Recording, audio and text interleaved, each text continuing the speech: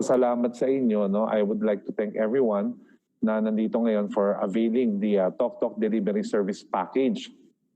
Ito po yung package na 16,888 pesos na in-avail natin para po tayo maging isang Toktok franchisee, online franchisee, and eventually maging Toktok online franchise operator. Okay. So, kwento ko lang po sa inyo, no? Kapag kayo po ay nag-avail ng package, alright? Automatically, yan. Kapag po kayo ay nag-avail ng package, automatically, ang tawag po sa inyo is, ito po, alright? Ang tawag po sa inyo is Online Franchisee, no? Ng Toktok. Ang gagawin nyo po, once you avail the package, magkakaroon po kayo ng tinatawag na activation card or activation code. Sa likod po ng activation card or activation code na yan, makikita nyo po yung PIN number, activation number, at saka yung pinaka-importante sa lahat, yung tinatawag na ID number. Okay? So, ito pong ID number na to, ito rin po yung tinatawag na franchise ID number. So, bakit ho meron tayong ganito? Kagaya ng didi-discuss natin, no, sa ating orientation, kailangan po kasi natin muna i-activate yung ating account dito sa Toktok, or kailangan muna natin i-activate ang ating ID number. So kailangan natin itong i-register sa ating system. Ngayon, sino ho ang magre-register niyan sa ating system? Hindi ho kayo. Ang magre-register ho niyan, tutulungan ho kayo ng inyong mga online franchise sponsors, pati o kaya yung inyong online franchise mentors or coaches. Sila po yung mag-encode niyan or magre-register sa ating system on your behalf. Kasi karamihan po sa inyo, bago lang dito, mahirap po magkamali. Alright? So yan po yun. And after that, automatically, once na na-register na kayo sa system, kagaya ulit ng sinasabi natin sa ating Toktok Online Franchise Orientation tuwing alas 7 ng gabi, ang tawag na ho sa inyo is Toktok Online Franchisee. Yan na ho yung tawag sa inyo. Tama? At dito ho, entitled na kayong kumita ng 3% lifetime. Okay? Mula sa inyong mga kaibigan, kamag-anak at kakilala nyo na gumagamit lang ng inyong personal delivery link at ang inyong referral code. Sa tuwing sila po ay magbubook, alright, ng kanilang delivery service gamit ang Toktok. Ayan ho, di ba? Ayan. So, yun po yung mangyayari. Kailangan ho natin i-register yung ating account, okay? Para po tayo ay maging isang online franchisee ng Toktok. And once na online franchisee na tayo ng Toktok, kailangan na ho natin maging operator. So, paano ho tayo magiging Toktok Delivery Service Franchise Operator? Simple lang ho. Number 1, pumunta po tayo sa website, no, ng Toktok. Okay? Ito po, pakita ko sa inyo. Alright. So, ito po yung website ng Toktok. Pupunta lang kayo sa inyong browser, i-type lang po ang toktok.ph. Ayan, and press enter. Pag kinlik nyo po yung toktok.ph, lalabas po ang ating website. Kasi marami nagtatanong sa amin, Sir Jeff, kailangan ko pa bang magbayad ng another 16,888 pesos para maging isang operator? Hindi nyo na ho kailangan magbayad nun. Ang kailangan nyo lang gawin is once na online franchisee na kayo, ano ulit ibig sabihin ng online franchisee? Ibig sabihin activated ng inyong ID number. So once na online franchisee na kayo, pumunta lang kayo sa website natin, toktok.ph, tapos hahanapin nyo lang po itong Be a Toktok Operator. I-click nyo lang po yan. Yan. So kapag kinlik nyo po yung Be a Toktok Operator, kailangan ho natin mag-sign up ng Toktok Operator Registration Form. Okay? So dito po ilalagay natin ang inyong first name, ang inyong middle name, ang inyong last name, ang inyong address, barangay, region, province, city or municipality, zip code, okay? Kung hindi nyo alam yung zip code nyo, pwede nyo i-google yan, tama? And this is very, very important, okay? Itong tinatawag na email. Ngayon, ito po ay, ang email na itatype nyo dito, syempre yun po yung ginagamit nyo, tama? Pero bigyan ko kayo ng tip. Ang Toktok po, meron po siyang delivery app, no? Sa cellphone na pwede mong i-download sa Google Play and sa iOS. Tama?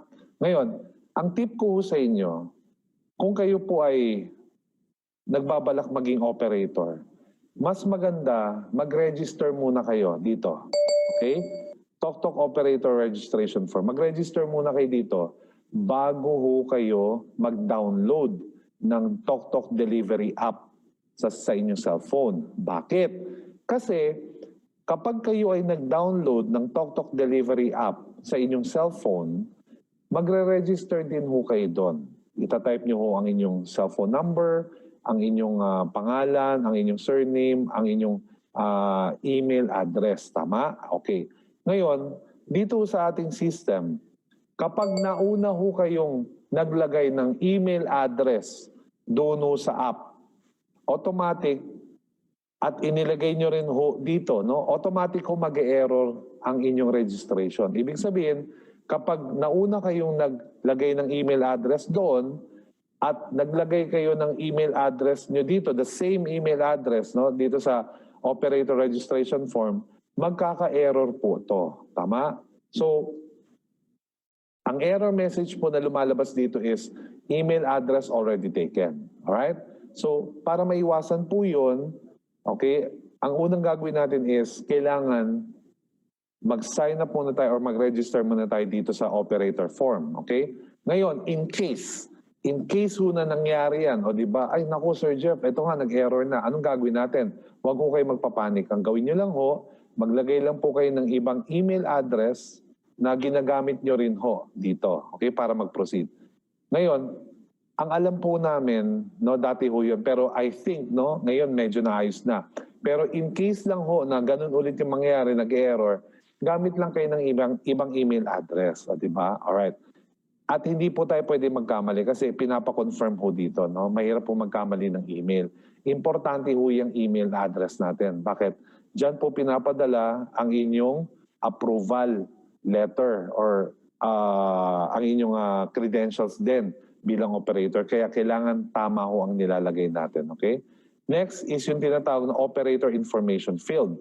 Dito, tatanungin kayo ng inyong franchise ID number. Ano bang ilalagay dyan? Ang ilalagay nyo ho dyan is yung tinatawag na ID number nyo. Okay? Sa activation card, ilalagay nyo dyan. Minsan, nagkakaroon din po ng error. So ano po yung error message na lumalabas dito? Simple lang ho. ID number invalid.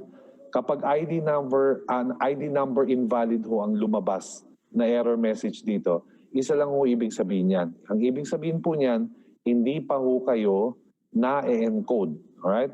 Hindi pa ho kayo na-encode or na-activate ang inyong ID number. Okay? So yan po yung isang error message doon. Okay? So kapag yun po ang lumabas, no? Yun po ang lumabas na error message, okay lang ho. Huwag ho kayo magpapanik. Ang gawin nyo lang ho, kausapin nyo lang po ang inyong online mentors and sponsors or coaches at sabihin nyo sa kanila na hindi pa ho na-register yung account ko sa ating system at hindi pa ho activated yung aking ID number. Okay? Next, we have target number of vehicles. Ano pong gagawin dito? Ang isang operator account po ay meron pong maximum na 100 riders na slot. So ang gagawin nyo, itatype nyo lang po 100. Next, yung inyong cellphone number. Tama? Dalawang beses ho itong inuulit. Just to make sure na para hindi ho tayo magkamali. Kung mapapansin nyo, meron pong +63. Ano po yung +63? Yan po yung numero ng ating tinatawag na country code. Alright? Yung +63, yan po yung country code ng Pilipinas pagdating po sa mobile network service. Tapos dito, ilalagay nyo ho ang inyong cellphone number. Tama? So ano po yung cellphone number na ilalagay dyan? Kung ano po yung cellphone number na ginagamit nyo, tanggalin nyo na ho yung 0. Diretso na ho tayo sa 9. Kung kayo po ay Globe, 917 agad. Kagaya ng example na to. Kung kayo po sa Smart, 918. Tama? Wala na hong 0. Tama? Lagyan nyo ko yung tatlong, yung 10-digit number nyo. Ito, pinapaulit ho dito para hindi ho tayo magkamali. Okay? Ngayon, magsasubmit din po kayo ng requirements. Tama? Yan po yung valid government ID na may picture nyo po. Okay? Ano po yan? Pwede pong SSS, pwede pong driver's license, pwede pong PRC, pwede pong passport. Tama? At ito po ay i-upload nyo. Minsan ho, meron pong mga operator na hindi po na-aprobahan. Bakit? nagkakamali ho sila ng pag-upload dito. Alright? Kasi dahil ito pong picture na to ay galing sa cellphone or sa computer or sa tablet kung ano po yung ginagamit niyo sa pag-upload, yung iba po nagkakamali ng pag-upload ng file, ng picture. Imbis na photo ID nila yung ina-upload, ang na-upload nila yung kanilang selfie. O kaya minsan yung ulam nila o yung handa nila ng bagong taon. So you have to be careful guys, okay? You have to be careful. And lastly, ito po yung tinatawag na CAPTCHA. Tama? Pag hindi nyo maintindihan yung CAPTCHA, click nyo lang po yung refresh. Ngayon, kung masyado ho siyang maliit, pwede nyo naman hong i-zoom in sa inyong cellphone or computer yan para mabasa nyo. O diba? Kaya zoom out natin. Okay, very good. At kapag lahat yan okay na, i-click nyo po yung submit. Okay? Ngayon, Sir Jeff, once na na-click ko namin yung submit, automatic ba approve na kami as a franchise operator? Hindi pa ho kayo approve. Bakit? Siyempre, kulang pa ho. Ang gagawin ho natin is kailangan ho natin umattend ng tinatawag na technical training. Dalawa ho ang technical training na kailangan ho nating attendan. Ano ho yun? Ito ho yung una, yung technical training preview na tinatawag. Tuwing 8:30 ng gabi, pagkatapos po ng ating orientation, Mondays through Saturdays. Tama? Okay, pag Sunday, wala, syempre. Ngayon, ito po importante. Bakit? Kasi ang technical training preview po, ito po yung nagpapakita on what to expect sa mga bagay na kailangan nyo malaman, lalo-lalo na sa tools na gagamitin natin sa pag-operate bilang operator. Dito ho namin dinidiscuss ng detalyado yung tinatawag na operator portal. Okay, yan po yung gagamitin natin. Okay? And yung pangalawang technical training po, yan po yung tuwing Mondays through Saturdays din, kayo mamimili ng oras. 10 o'clock na umaga hanggang 12 ng tanghali, 1 o'clock ng tanghali hanggang 3 ng hapon, o kaya 4 o'clock ng hapon hanggang alas 6 ng gabi. Yan po yung tinatawag na technical training, validation and approval session. Okay? So 2 beses ho kayo kailangan umattend ng technical training. Alright?